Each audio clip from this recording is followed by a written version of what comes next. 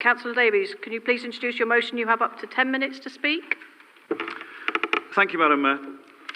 I'm proposing this motion because I want to draw attention to the vital work that has been done by the Children's Services Directorate and this major step that the Council is taking to bolster their work by investing in a new children's home for Swindon. Swindon currently has around 320 children we care for, and this number is expected to stay around this level, so ensuring there is enough provision for this number is key. As of July, around 40% of these children were housed more than 20 miles from Swindon, which is either due to specific requirements, but is also because of a lack of capacity. The fostering team have an ongoing campaign to recruit more foster carers. They are spreading the word online, in print and in person, with members likely to have seen the fostering gazebo at various events over the summer. They're also linked strongly with the Swindon Half Marathon, which is taking place on Sunday, and I'd recommend members heading over to Coke Water at 9 AM to cheer on their colleagues or to support the Mayor's charities that councillors are running for.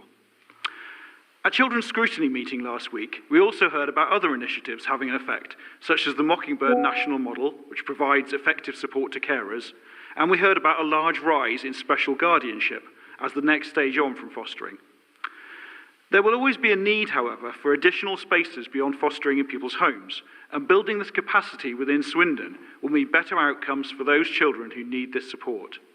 The new building will provide 3 places at first, with substantial savings on an annual basis, while having the obvious benefits for the 11 to 18-year-olds of not having to move outside of Swindon, so an increased likelihood of stability for their education. It is this lack of stability in formative years that is the basis for the Council promoting having care experience recognised as the 10th protected characteristic.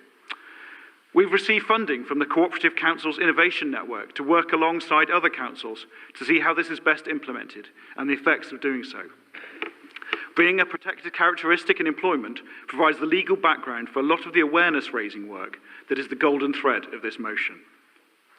Returning to the financials for a moment, it is worth noting that the proposed savings are based on the standard costs of providing foster placements, whereas costs for specific placements can spiral way beyond this, which is why we are calling on the government to implement a cap on residential placement costs.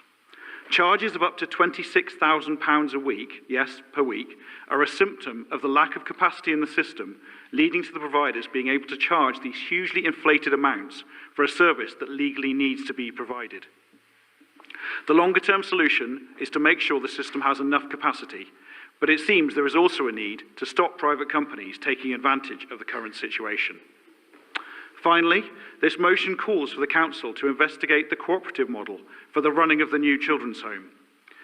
Once the home is built, it will be run either by the Council or an external provider, but it would be best not to work with a venture capitalist firm to run this home, as it is immoral for these companies to make excessive profits from money being used to support the most vulnerable children in society. A cooperative model for ownership of the provider, where the staff have a stake in the business, leads to more retention of staff, and staying on longer leads to more stability for the children we are supporting. We want the children to have meaningful and strong relationships with the staff who care for them, not a procession of low-paid employees constantly churning. We are all corporate parents, and giving the children we care for the best possible start in life is vital, and that is why I want you to all support this vital motion. Thank you, Madam Mayor.